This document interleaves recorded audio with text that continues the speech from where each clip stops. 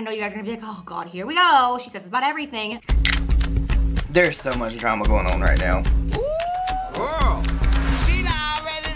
Hey, what is up, you guys? It's Dustin and I am back with another video. Now, before you come for me, this is kind of T-Spill inspired because I cannot for the life of me get on camera and begin to explain these brushes in this way, so I needed to show side by side what these brushes look like. So shout out to my sister T-Spill and thanks for the inspiration. But basically what I'm gonna do is I'm gonna show you Jaclyn Hill's new brush collection versus her old video that she had on her channel back in, I think, May of 2017. The receipts in the video, and the similarities are striking. I just could not sit through any more of this. There is so many more brushes that are like almost exactly the same, if not exactly the same, that she pointed out in her favorite brushes video. So you guys, if you want a part 2, I can make a part 2. I just could not sit through another moment of Jaclyn Hill's voice in the Morphe shilling. But I hope you guys enjoy this video and I will see you on my next one.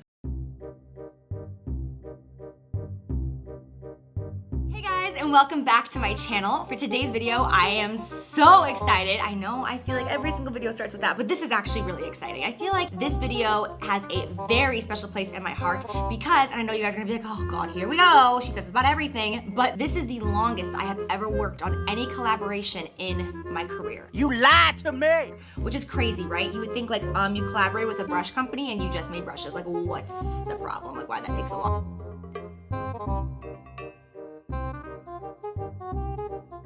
But it was just a lot of different stuff. We went through a lot of trials and errors, and we had a totally different vision for this at one point, and we were getting samples that looked nothing like this, and like it was totally far out, and then it ended up not working, and it's just been a lot, you know. And then of course we've also been busy working on other stuff, but I have actually been working on this collection for over 3 years. Okay, so let me break down the Eye Master collection. I'm gonna go through it really quickly. I'm not gonna go into major detail about each brush because I don't want to bore you. But we start off with a really big fat blending brush like this guy right here, which is what I use on like a natural everyday, just like dip it in my shadow and just get some color on and run out the door because the bitch is busy. This is the M504 and I use this for 2 different things. The first one is when I'm doing a matte wash of color all over my eyes, like on a really fast day. The next one, we have a longer blending brush right here. You guys see me use a brush similar to this, or this one right here, all the time on camera. This is what I'll go in with like a little bit more of a precise transition color when I'm like really getting there. Like for today's look, this is the first brush that I use to go in there and start putting in like that orange, like creamy color up on top with this guy. Next, we have the M513, which is gonna look very similar to the other brush that I just showed you because it is so similar. The only difference is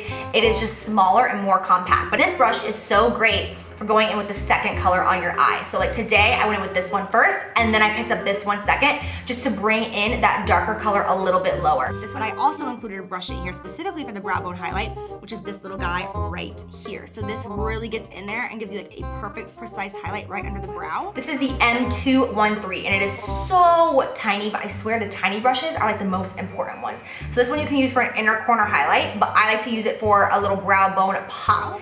And then I included this little pencil brush right here, which you can use for inner corner highlight, or you can use this to smudge out the under eye area. It's really tiny and really precise. Again, Morphe has a brush just like this, but I wanted to include it in my collection as well because it is a ride or die. This is my go-to brush for the inner corner of the eye, and this is the E36. This is the one I basically always use for the inner corner of my eye, just to highlight right there. And then I have this little guy right here, which I use on my under eye to blend out shadow, and I also use this to really get precise when I'm like blending out eyeliner, or when I'm going like with an intense color on the outer corner. It's just gonna give you like a lot more pigmentation when you're packing it on. Sorry, pigmentation, packing it on. So the first brush that I pick up every single time I do my eyeshadow, no matter what I do, if it's a look like today, if it's a look where it's basically just like one shadow, if it's tons of shadows, I always start off with this brush right here. And this is from the Rose Gold collection, and it is the R37. It's hard for me to read it because the numbers are very worn off. And then this guy right here, which we all need a good definer brush. This you can use underneath the eye to pack on shadow or to pack on liner. Gel liner, I use on my inner waterline to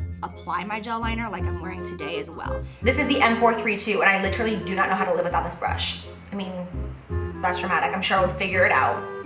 My life would go on.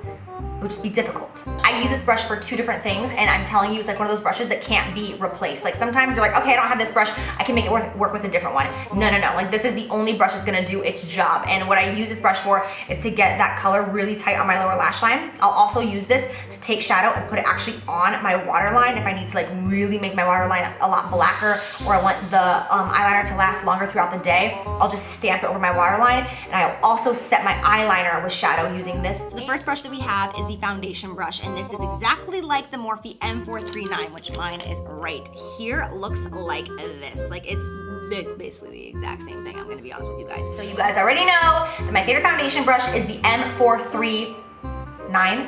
Yes, it's the M439. Next, I have this beautiful, I worked hard on this one, you guys. This is one of the most difficult brushes that I created in this collection, so I worked really hard on this one.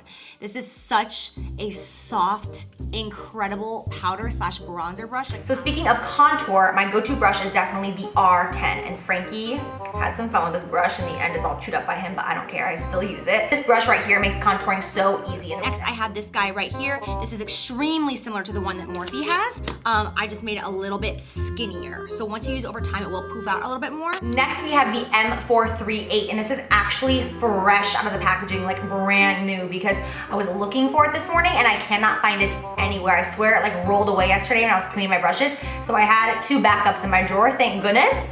So this is what it looks like when it comes brand new. Brushes always look so different when you first get them out of the packaging, right? Like last but not least, a highlighter brush. And this is the Morphe 501. Like it is. It's just got a white handle, a little bit different, feels a little bit different in your hand in that sense, but the bristles, same thing. I did not want to change it because the Morphe 501 gives you the most beautiful highlight of all time. So I was like, keeping that.